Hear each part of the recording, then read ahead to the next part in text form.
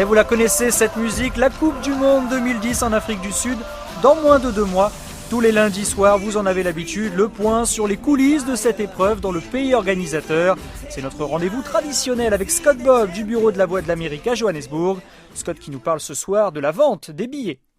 Bonsoir Nicolas et aux auditeurs. La dernière phase des ventes des billets pour la Coupe mondiale a commencé il y a 5 jours et en 4 jours et demi à peu près, 150 000 billets ont été vendus. Donc il reste 350 000 toujours invendus sur les plus de 3 millions qui étaient en vente. Ce sont surtout des billets chers des zones 1 et 2. Et en plus, ce sont des billets dans les plus petites villes, les plus petites venues, parce qu'en effet, les grands matchs avec les grandes équipes ont tous été vendus. Et aussi au complet sont les matchs avec les équipes africaines et certaines équipes populaires comme le Brésil, l'Italie, l'Espagne, etc. Donc, en effet, malgré les prédictions assez pessimistes de certains observateurs, cette vente continue assez bien. C'est vrai, il reste quand même des billets. Pour le moment, presque tous les grands matchs sont au complet pour la Coupe du Monde. Au revoir et bonne soirée.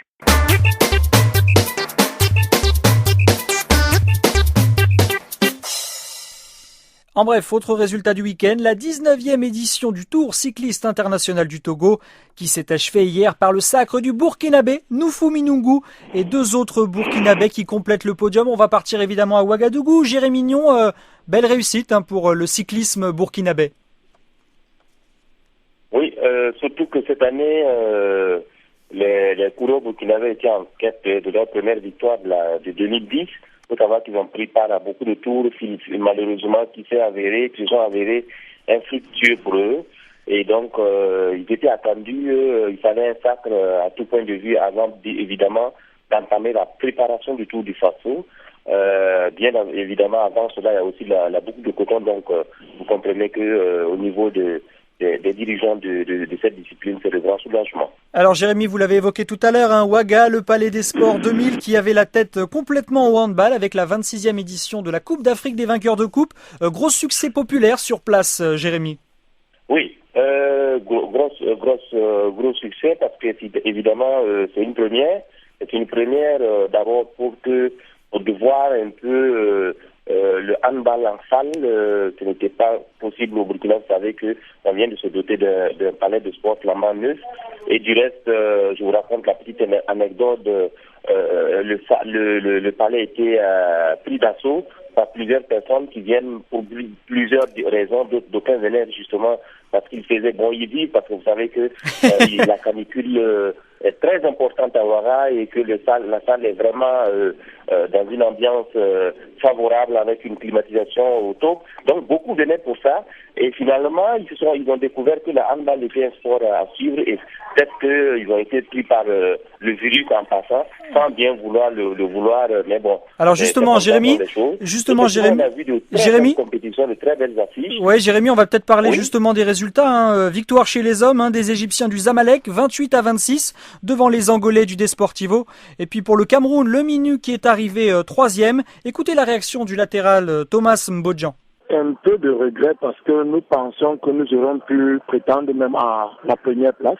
Malheureusement, nous avons abordé la compétition avec un effectif réduit et pendant la compétition, nous avons eu également beaucoup de blessés, ce qui ne nous a pas permis d'atteindre l'objectif principal qui était le trophée. Toutefois, nous sommes satisfaits parce que nous pensons que nous avons donné tout ce que nous pouvions et que la récompense est toute méritée. Vous avez senti qu'au niveau du physique, c'était plus difficile au fil des matchs ? Si. D'autant plus que la compétition, pour la toute première fois, elle a connu la participation de 16 clubs. C'était vraiment intense. C'était un match tous les jours, pratiquement sans repos. Vu le fait que nous avions un effectif assez conséquent, c'était vraiment éprouvant sur le plan physique. Et là, quelle équipe vous a marqué au niveau de vos adversaires sur ce tournoi ? Quelle équipe vous a impressionné ? Interclub d'Angola. Ils ont perdu 7 contre le Zamalek d'Égypte en finale. D'une différence de 2 points, mais c'est une équipe qui a vraiment un niveau de jeu assez impressionnant. D'autant plus que c'est une équipe qu'on a connue par le passé, mais qui s'est améliorée en même temps vraiment record. On a eu de la peine à la reconnaître. Et qu'est-ce qui reste alors à faire pour le Minu pour devenir un grand club du handball africain ? Il reste beaucoup à faire, surtout au niveau de la prise en charge des athlètes. parce que la structure étant devenue une association, elle a un peu de difficulté à prendre totalement en charge les joueurs. Et puis, il se pose également un problème d'emploi, parce que chez nous, le sport ne prédispose pas à un emploi. Or, les athlètes, très souvent, sont confrontés à des problèmes sociaux tels qu'ils se battent ailleurs pour pouvoir subvenir à leurs besoins. Le sport n'est qu'une activité secondaire. Ceci ne favorise pas l'atteinte de la performance. Donc, je pense pour ma part qu'il serait plus un peu judicieux de professionnaliser la chose pour que l'équipe puisse prétendre à des challenges encore un peu plus élevés. Voilà le joueur du Minu, Thomas Bodjan, et chez les dames, le FAP du Cameroun encore, qui s'est incliné en finale devant le Petro d'Angola 32-21. Écoutez Moïse Tonville, l'entraîneur des Camerounaises, forcément déçu. Ce résultat, il est arrivé tout simplement parce qu'en deuxième mi-temps, ma joueuse qui était la principale tireuse de l'équipe a eu un carton rouge suite à un anti-jeu. Et tout de suite, mon équipe a été déstabilisée par rapport au fait que je n'avais pas tout mon effectif, je jouais avec un nombre un peu réduit. Et à part cet incident de jeu, est-ce que tout simplement les Angolaises n'étaient pas les plus fortes? Les Angolaises, c'est vrai qu'elles sont fortes, c'est une grosse facture en Afrique. Ça, nous étions conscients. Et par rapport au résultat du temps, la première manche, vous verrez que ce n'était pas aussi large que la fin du match, parce que nous avons travaillé en conséquence par rapport à cet adversaire, qui est un adversaire que nous respectons. En fait, on voulait faire un très grand match avec elle. Malheureusement, ça n'a pas été le cas. Je dois encore continuer à travailler parce que cette défaite, elle arrive, pour moi, ça arrive au bon moment. Parce que chez nous, au Cameroun, nous sommes en début de saison. Ça me permet de repositionner mon équipe et de continuer à travailler. Parce que ce qui est certain, puisque je reviens à la Coupe des clubs champions, certainement je vais encore rencontrer la même équipe et je pense que je pourrais renverser la tendance. Voilà Moïse Tonville, l'entraîneur du FAP. On va aller à Yaoundé tout simplement. Et Boa Elamé, le handball camerounais qui brille.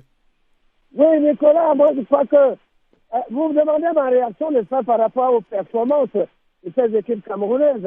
Oui, c'est ça. Alors, tout à fait. Mini, n'est-ce pas, qui a été battu, alors que le FAP également qui fait devant les Angolaises. Non, je crois que la hiérarchie africaine a été respectée.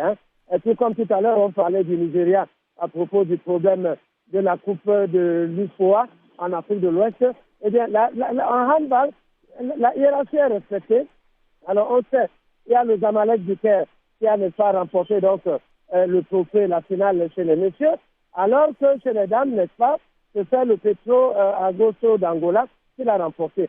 Les Angolais sont mieux aguerris, mieux préparés, n'est-ce pas, au plan compétitif que les Camerounaises, alors que les Camerounaises ont tout fait. Alors cette fois, au Cameroun, on ne se plaint pas, on est même content.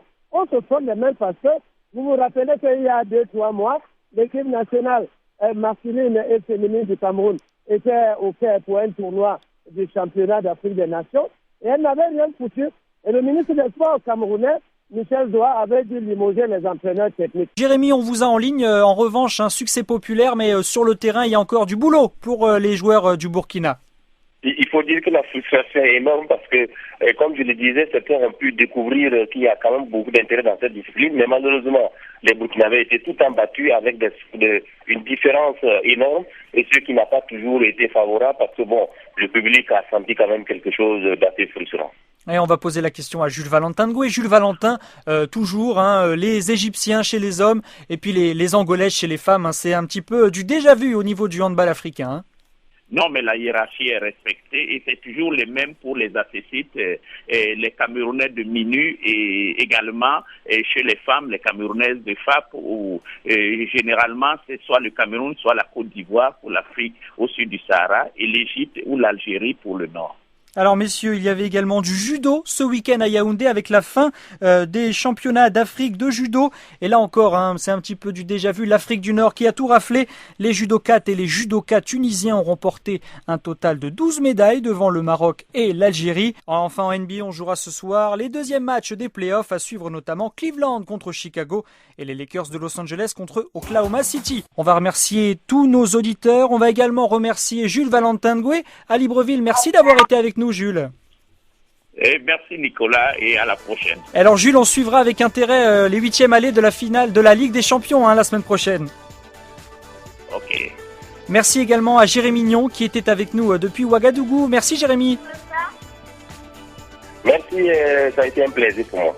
Merci, ça a été un plaisir pour nous également ici dans ce studio. On va remercier Fritz Koum à Libreville. On va également remercier Eboa Elamé qui était en direct de Yaoundé au Cameroun. Merci à la production à Aiden Outco, la mise en onde assurée par Georges Léonard Sagno, Nicolas Pinault à la présentation. Vous savez, vous pouvez nous écrire à fr@voanews.com ou sur la page Facebook de Sporama. Nous vous attendons.